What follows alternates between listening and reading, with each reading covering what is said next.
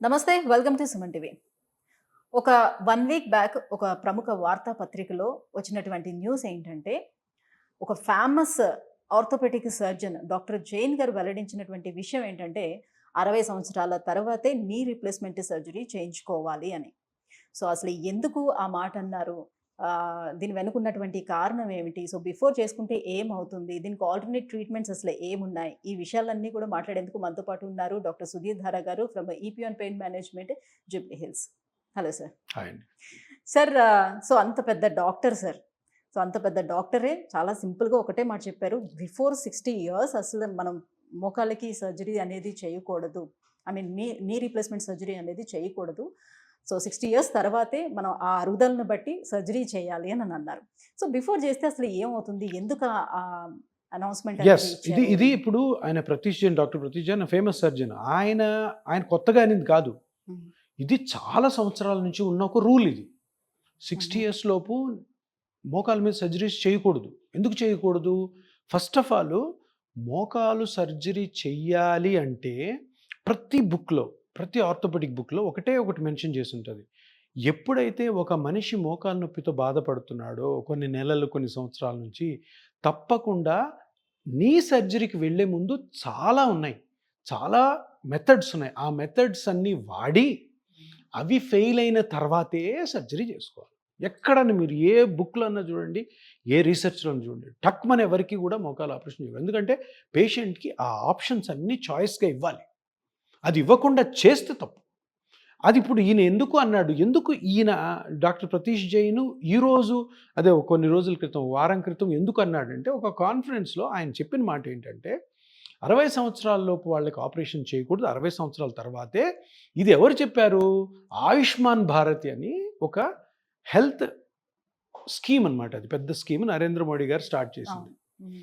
దాంట్లో 60 ఇయర్స్ లోపు నీ మీద సర్జరీస్ చేయకూడదు. ఆ స్కీమ్‌లో లేవు.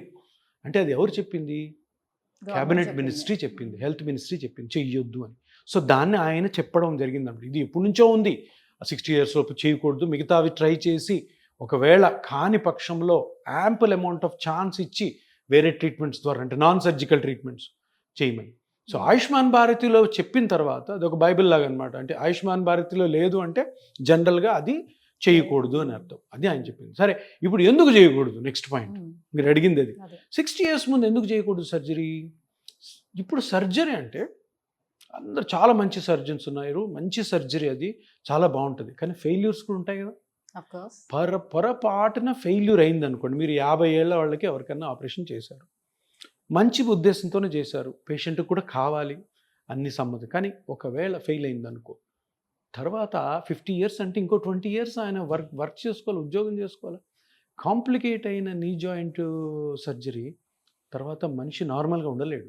అంతే కదా. ఆ ఇన్ఫెక్షన్స్ లోపల అవన్నీ కూడా ఏమన్నా చాలా జరగచ్చు. ఇబ్బంది సో అందుకని ఇది నేను చెప్పేది కాదు. బుక్ పెద్ద రీసెర్చర్స్ చెప్పేది ఏంటంటే చిన్న ఏజ్లో చేయకూడదు. 60 తర్వాత ఎందుకు చేయొచ్చు? 60 తర్వాత అందరు రిటైర్ అయి ఉంటారు. ఇన్ Resting position లో కేస్ ఉంటారు ఎప్పుడైనా కాబట్టి. ఫెయిల్ అయింది అనుకో, సరే ఆయనకి రిటైర్మెంట్ డబ్బులు వస్తుంటాయి, లేదంటే పిల్లలు పెద్దగా ఉంటారు. అది రీజన్. తర్వాత ఇంప్లాంట్కి ఒక ఏజ్ ఉంటుంది. Hmm. ఆ ఏజ్ ఎవరు డిటర్మిన్ చేయలేరు. సంవత్సరాలు పోవచ్చు, 15 సంవత్సరాలు ఉండొచ్చు, 20 సంవత్సరాలు ఉండొచ్చు, 7 సంవత్సరాలు ఎవరు చెప్పలేరు. గ్యారంటీ ఎవరు ఇవ్వలేరు. ఒకవేళ ఫెయిల్ అయింది అనుకో, అదే 50 ఇయర్స్లో చేసిన వానికి 55కే ఫెయిల్ అయింది అనుకో, నెక్స్ట్ ఏంటి? నెక్స్ట్ ఆప్షన్ ఉండదు. ఇప్పుడు మోకాల మీద ఆపరేషన్ అంటే డెడ్ ఎండ్. అది వెనక్కి తిరిగి చూడలేం మనం. ఒకసారి బాగుందా, ఎన్ని సంవత్సరాలు బాగుంటాయి అన్ని సంవత్సరాలు బాగుంటారు. తర్వాత సంగతి ఏంటి? 60 ఇయర్స్ తర్వాత ఒక 10 ఇయర్స్ తర్వాత ఫెయిల్ అయింది అనుకోండి, పర్వాలేదు, 70 కదా, గెట్ అని అయిపోతుంది. అందుకని వాళ్ళు చెప్పిన రీజన్ అదే అనమాట. 60 ఇయర్స్ తర్వాత అయితే ఎందుకు ఆపరేషన్కి వెళ్ళే ఛాన్స్ ఉంది. 60 ఇయర్స్ లోపల అసలు ఛాన్సే లేదు. ఇంకొకటి ముఖ్యమైన విషయం గమనించాల్సింది ఏంటంటే, ఇప్పుడు ఈ రీజనరేటివ్ థెరపీ, ఈ పిఆర్పి ప్లాస్మా థెరపీ వచ్చిన తర్వాత ఈ 60 ఇయర్స్ కంటే ముందు ఆపరేషన్ చేయకూడదన్న నినాదానికి గట్టి పట్టు వచ్చింది. అంతే కదా.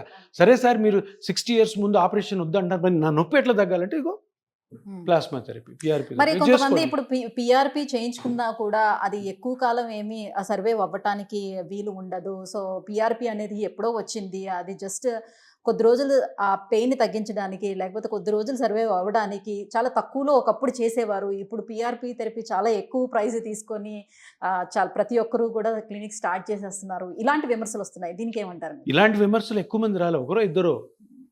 మీరు చూడండి కావాల్సి టీవీల్లోనూ, సోషల్ మీడియాలో ఒకరో ఇద్దరే. ఎందుకంటే వాళ్ళకి అభద్రతా భావం, వాళ్ళు తట్టుకోలేనితనము, ఏమైపోతుందో మన ప్రాక్టీస్ అన్న భయం. ఒకరో ఇద్దరు కాదు, మొత్తం కాదు, 1 or 2 మెంబర్స్. సో కానీ ఒక విషయం ఏంటంటే ఆ ఒకరో ఇద్దరో ఎప్పుడు ఈ ట్రీట్మెంట్ చేయలే. ఈ ప్లాస్మా థెరపీ ఇవన్నీ కూడా పీఆర్పీ అన్నది స్టార్ట్ చేసింది ఆర్థోపెడిక్ సర్జన్స్. మరి ఆ ఇద్దరు ఎవరైతే మాట్లాడుతున్నారో, ఆ ముగ్గురు, ఆ నలుగురు ఎవరైతే మాట్లాడుతున్నారో వాళ్ళు ఎప్పుడు చేయలే. ఒకవేళ నేననేది ఒకటే, ఒక చిన్న ఛాలెంజ్ ఏంటంటే మీరు చేయండి. మీరు ఒక 100 కేసులు చేయండి. రియల్‌గా, హార్ట్‌ఫుల్‌గా చేయండి. చేసి రిజల్ట్ బాలేదనుకో, అప్పుడు మీరు చెప్పండి. మీరు ఎప్పుడూ చేయకుండా మీరు ఎలా కామెంట్ చేస్తారు? అది నా క్వెషన్. మీరు చెయ్యి. రియల్‌గానే 100 మందిలో ఒక్కరికి కూడా పెయిన్ రిలీఫ్ రాలేదు. అప్పుడు చెప్పు. నేను కూడా ఒప్పుకుంటా. నువ్వు చెయ్యకుండా దీని మీద విష ప్రచారం మంచిది కాదు. సో పీఆర్పీ అన్నది ఎప్పుడో 40 సంవత్సరాలకే ప్రూవెన్.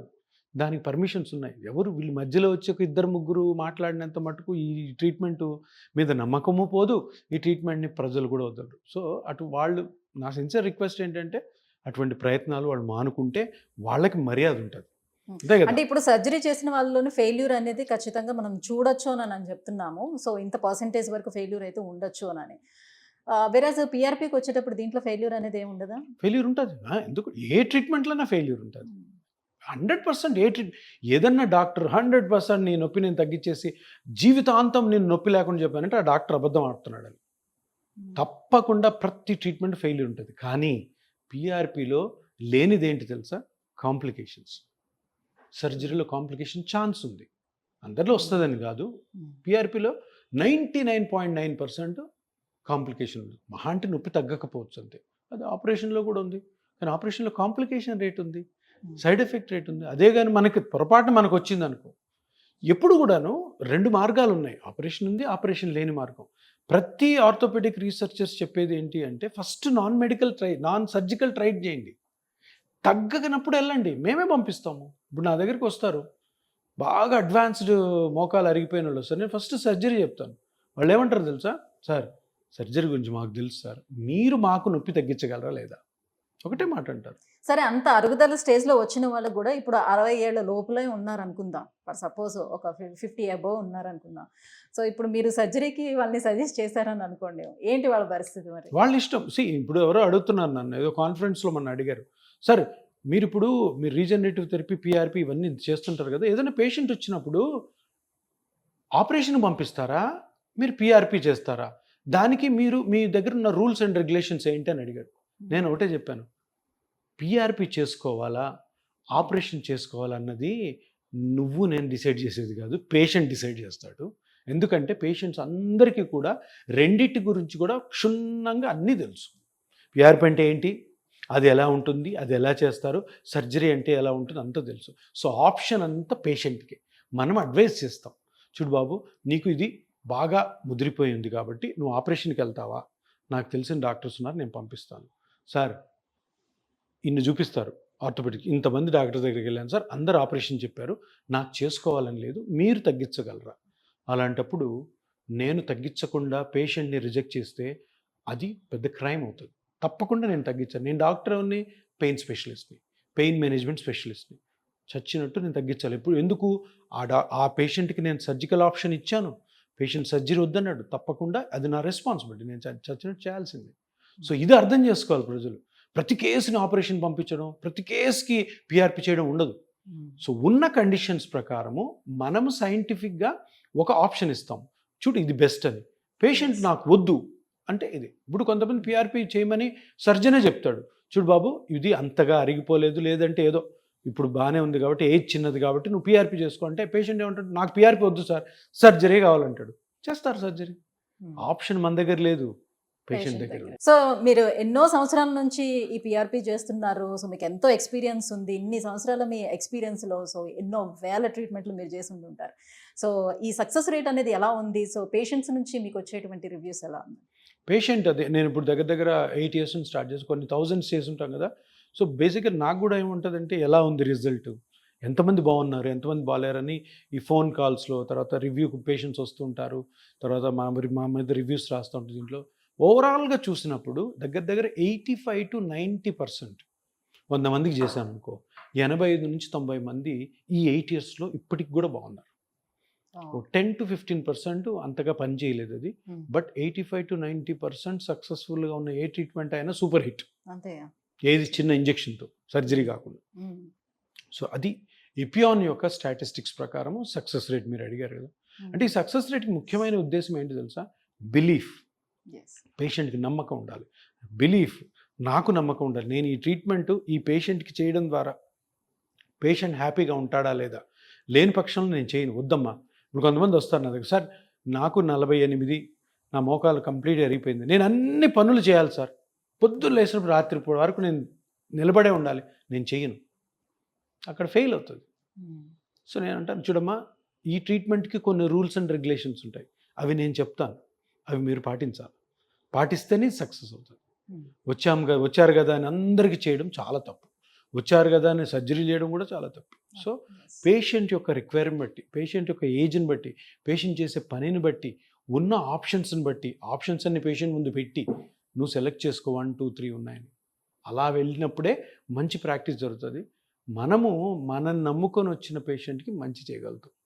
సో ఈపియాన్ పెయిన్ మేనేజ్మెంట్లోని కేవలం పిఆర్పి థెరపీ ఒకటే చేస్తున్నారా, లేకపోతే ఇంకా అదర్ ట్రీట్మెంట్స్ కూడా ఏమేమి అవైలబుల్ ఉన్నాయి? ఇపియాన్లో అంటే ఈ ట్రీట్మెంట్ మన ఈ హాస్పిటల్లో ఉన్న మెయిన్ కాన్సెప్ట్ ఏంటంటే దీర్ఘకాల నొప్పి, ఏ నొప్పి అయినా కానీ, తల నుంచి కింద టో వరకు, హెడేక్ నుంచి మొదలు పెడితే ankle joint, heel, fingers, toes, ఎక్కడైనా కానీ క్రానిక్ పెయిన్, దీర్ఘకాల నొప్పి. దీర్ఘకాల నొప్పి అంటే డెఫినేషన్ కూడా చెప్తాను.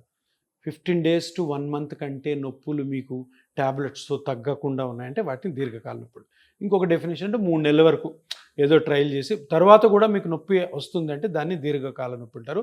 ఈ దీర్ఘకాల నొప్పుల్లోకి 90% దీర్ఘకాల నొప్పులకి క్యూర్ లేదు, ట్రీట్మెంట్స్ లేవు, దాన్ని మేనేజ్ చేయాలి. సో దానిని ఆ దీర్ఘకాల నొప్పులకి ఇపియాన్ పెయిన్ మేనేజ్మెంట్ సెంటర్లో సర్జరీ లేకుండా ట్రీట్మెంట్ జరుగుతుంది.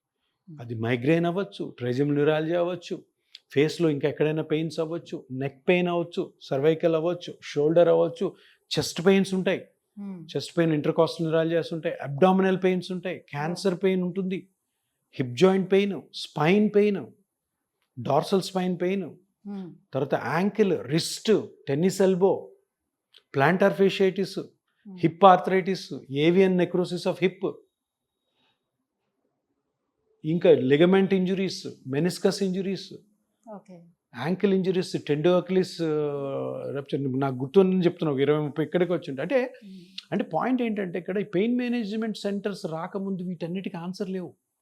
ఇన్ని కండిషన్స్లో 2-3 సర్జికల్ ఆప్షన్స్ ఉన్నాయి, సర్జికల్ ఆప్షన్స్ లేవు వాటి మిగతా వాటికి. వీటన్నిటికీ ఆన్సర్ ఏంటంటే పెయిన్ మేనేజ్మెంట్ సెంటర్.